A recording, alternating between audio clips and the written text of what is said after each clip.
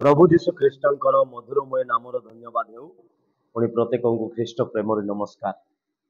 आमे जीवन रे आमे अनेक विषय जानिछु, अनेक अनेक अनेक विषय रे आमे प्रभुଙ୍କ दास ମାନଙ୍କ मुखरु बा धर्मशास्त्र रु मध्य बाइबल पवित्र बाइबल रु पाठ करी आमे गुड़ाए विषय आमे शिखी जाइछे, आमे जानिछु, किंतु आमे विशेष करी जानिबा दरकार जो रक्त आमन को परित्राण देई अछि से रक्तर शक्ति कौन आमे प्रत्येक ख्रीष्ट विश्वासी मान को जानिबा आवश्यकता रही।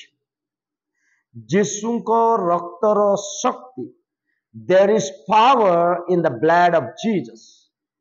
यीशुको रक्तर शक्ति आज्ञा आमे देखुछु मनुष्य को रक्त अछि, पशु मान को रक्त अछि, प्रत्येक प्राणी को रक्त अछि, किंतु एही रक्त से रक्त ठारू मध्य श्रेष्ठ अटे।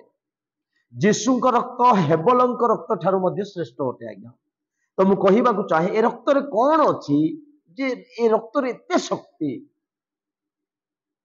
काय अमान को रक्त रे एते शक्ति नाही, किंतु यीशुଙ୍କ रक्त रे एते शक्ति अछि ता चिंतार बाहरे। तेबे आज आमे ध्यान करिबा यीशुଙ୍କ रक्तर शक्ति। प्रथम आमे चिंता करिबा जे यीशुଙ୍କୁ समस्त पावर, समस्त अथॉरिटी बा शक्ति, सामर्थ्य, अधिकार यीशु को प्रदत्त करा गला, जहा माथ्यू 28 तार 18 पद रु 20 पद जाय the great commission of Jesus Christ. यीशुଙ୍କର महान आदेश सेटा यीशु तार 18 पद रु कहउछंती पुणी यीशु सेमानंक निकट को आसी आलाप करी कहिले स्वर्ग व पृथ्वीर समस्त अधिकार मते मते प्रदत्त होइछि, अतएव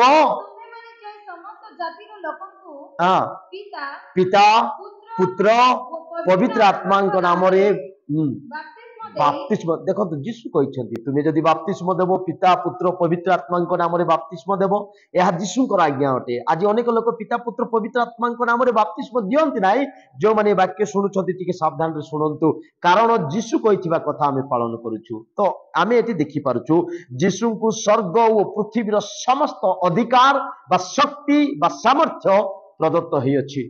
ते मु कहिबा को चाहे तेबे से यीशु को ठारे सब शक्ति अछि, से यीशु को ठारे सब शक्ति अछि। आ देखंतु जदि आमे चिंता करिबा यीशु को ठारे भी शक्ति थिला और यीशु को रक्त रे मध्य शक्ति अछि। केमिति जे व्यवस्था रे मध्य प्रभु व्यवस्था इस्राएल लोक मान को देले और सेठार कहले for the life of the flesh is in the blood. लेवियो 17:11 लिखा अछि for the life of the flesh is in the blood. रक्त रक्त मनुष्य रे जो रक्त अछि ता ही मनुष्य रो जीवन अटे। आज्ञा पढंतु टिके, कारण रक्त रे प्राणी रो प्राण थाए। हां, रक्त रे प्राणी रो प्राण थाए। पुणी तुंब मानकर प्राण निमंते प्रायश्चित करिबाकू आम्बे ताहा बेदी उपरे तुंब माननकू ताहा देइछु प्रायश्चित करिबा पाए से रक्त आमे देइछु। तापरे जेहेतु प्राणर गुण रे रक्त ही प्रायश्चित करि पारे। आपण को प्राणर गुण रे रक्त ही प्रायश्चित करि पारे। आज्ञा तेबे जो रक्त यीशु आमनक पय ढाली देले कालवरी क्रूस रे, से रक्तर शक्ति केते आमे चिंता करिबा। एहा मनुष्यर रक्त नुहे, एहा कोनोसी पशु पक्षीर रक्त नुहे, जो रक्त की आमन को परिष्कृत करि पारिबो। देखंतु जाजक माने ए माने कोन करथिले ना, जदि एब्री आमे 10 अध्याय तार 4-5 पद पढ़िबा, एको एको एको पवित्र रक्तर मनोनीत करा गला, पशुर रक्त नुहे कि कोनोसी जीवर रक्त नुहे। पढ़ंतु टिके, वृष व छागर रक्त की पाप हरण करि पारिबो नाही, यह असंभव कथा। ସେଥିପାଇଁ ଆଜି ସାରା ପୃଥିବୀର ଲୋକମାନେ ଶୁଣନ୍ତୁ, ଖ୍ରୀଷ୍ଟ ଆସିବାର ଗୋଟେ କାରଣ ମୁଁ ଆପଣ ମାନଙ୍କୁ କହୁଛି ଯେ କୌଣସି ଛାଗ କି କୌଣସି ବୃଷର ରକ୍ତ ଦ୍ୱାରା ପାପ ମୋଚନ କରାଯାଇ ପାରେ ନାହିଁ, ଏହା ଅସମ୍ଭବ କଥା। ସେଥିପାଇଁ ଯାହା ଶରୀରରେ ପାପର ଲେଶ ମାତ୍ର ନଥିଲା, ଯାହା ଶରୀରରେ କୌଣସି ଅଧର୍ମ ନଥିଲା, ସେହି ପ୍ରଭୁ ଯୀଶୁ ଖ୍ରୀଷ୍ଟ ପିତାଙ୍କର କଳସ୍ଥିତ ପୁତ୍ର ସେ ଜଗତକୁ ଆସିଲେ। ତାପରେ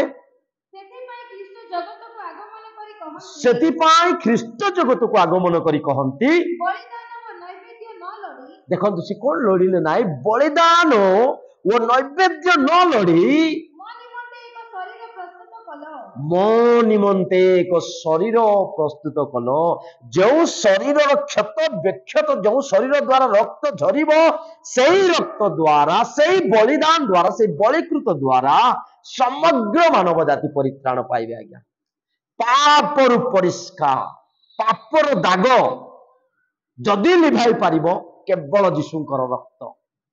ଆଜି ଆମେ ରୋଷେଇ ଗୃହକୁ ଯିବା, ଆମେ ଯୋଉ ରୋଷେଇ କରିଥାଉ, ଖାଇଥାଉ, ଥାଳି ୟୁଟେନସିଲ ଗୁଡାକ ଏସବୁ ମଇଳା ହେଇଯାଇଥିଲେ ତାକୁ କଣ କରାଯାଏ, ଗୋଟେ ସାବୁନ ରେ ତାକୁ ଧୋଇବାକୁ ପଡିଥାଏ, ବାସନ ସାବୁନ ସେ ସଫା କରିଥାଏ।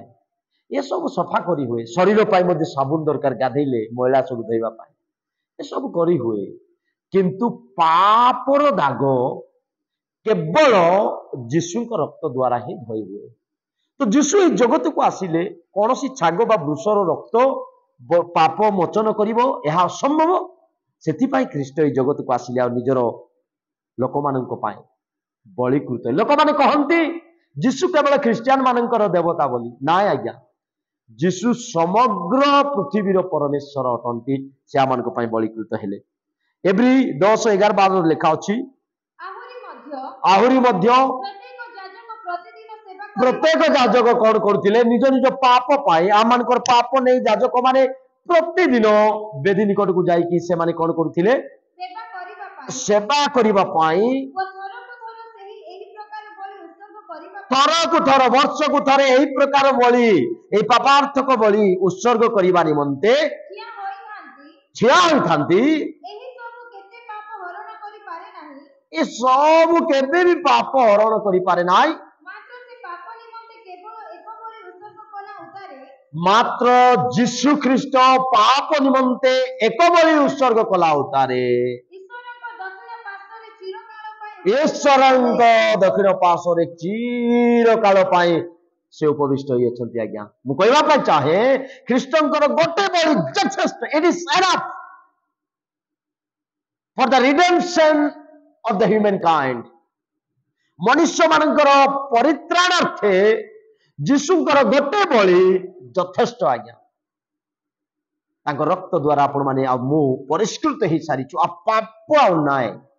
ପ୍ରଭୁ ଯୀଶୁ ଖ୍ରୀଷ୍ଟଙ୍କ ରକ୍ତ ଆମମାନଙ୍କୁ ଏକ ବ୍ରାଣ୍ଡ ନ୍ୟୁ ମ୍ୟାନ କରିଦେଇଛି, ନୂତନ ବ୍ୟକ୍ତି କରିଦେଇଛି, ଆଉ ପାପର ଲେଶ ମାତ୍ର ଆମମାନଙ୍କ ଶରୀରରେ ନାହିଁ। ମୁଁ କହିବାକୁ ଚାହେଁ ଯୀଶୁଙ୍କର ରକ୍ତର ଶକ୍ତି, ଯୀଶୁଙ୍କର ରକ୍ତର ଶକ୍ତିର ଅନୁଭୂତି ପ୍ରତ୍ୟେକ ଖ୍ରୀଷ୍ଟିଆନ ମାନଙ୍କୁ ଆସିବା ଦରକାର। ଯୀଶୁଙ୍କ ରକ୍ତର ଶକ୍ତିର ଅନୁଭୂତି ପ୍ରତ୍ୟେକ ଖ୍ରୀଷ୍ଟିଆନ ମାନଙ୍କୁ ଆସିବା ଦରକାର।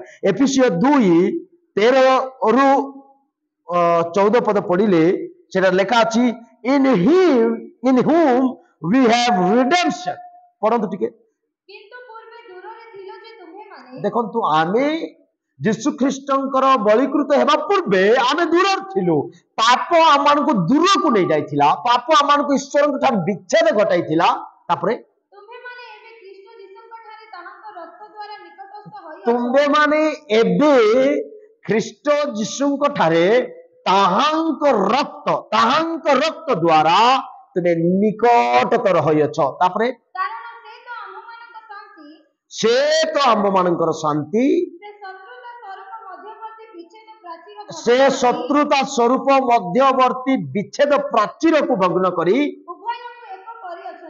ସେଇ ପ୍ରାଚୀରକୁ ଭାଙ୍ଗିଦେଲେ, ଆଉ ପରମେଶ୍ୱର ଆଉ ମନୁଷ୍ୟକୁ ଯୀଶୁଙ୍କର ରକ୍ତ ଏକ କରିଅଛି। ଆଜ୍ଞା, ଦେଖନ୍ତୁ ରକ୍ତର ଶକ୍ତି परमेश्वर मनुष्य मान किसी संपर्क नथिला कारण पाप पाप मनुष्य कले मंद कर्म मनुष्य कले भ्रष्टाचारी हेले मनुष्य दुर्नीति कले मनुष्य किंतु केवल जीशुंकर रक्त आज परमेश्वर सहित मनुष्य को एक पुनर्मिलन कर दे पारिला आ परमेश्वर रक्त जीशुंकर रक्त समग्र मानव जाति को पोछीदेला एबे बाइबल लिखा अछि समस्त तो पाप कले ईश्वर गौरव रहित हेले आम सब पापी हटू कि जीशुंकर रक्त आज आम को सफा कर दी पाप क्षमा केवल जीशुंकर रक्त रे हुए आज सारा पृथ्वी रे केही भी का पाप पाई मरी नाहंती किंतु जीशु कारण ईश्वर जगत को एड़े प्रेम कले जे से आपण अद्वितीय पुत्र को दान कले जेपरि जे के तांकर विश्वास करे से विनष्ट न होई अनंत जीवन प्राप्त हेबो आज जीशु को विश्वास करंतु तांकर रक्तर अनुभूति पांतु तांकर रक्तर शक्ति देखंतु समग्र पृथ्वी पाप को से धोई देले सफा कर देले पापर दाग नाय केवल जीशु रक्त द्वारा प्रभु ए वाक्य द्वारा प्रत्येक को आशीर्वाद करंतु नमस्कार।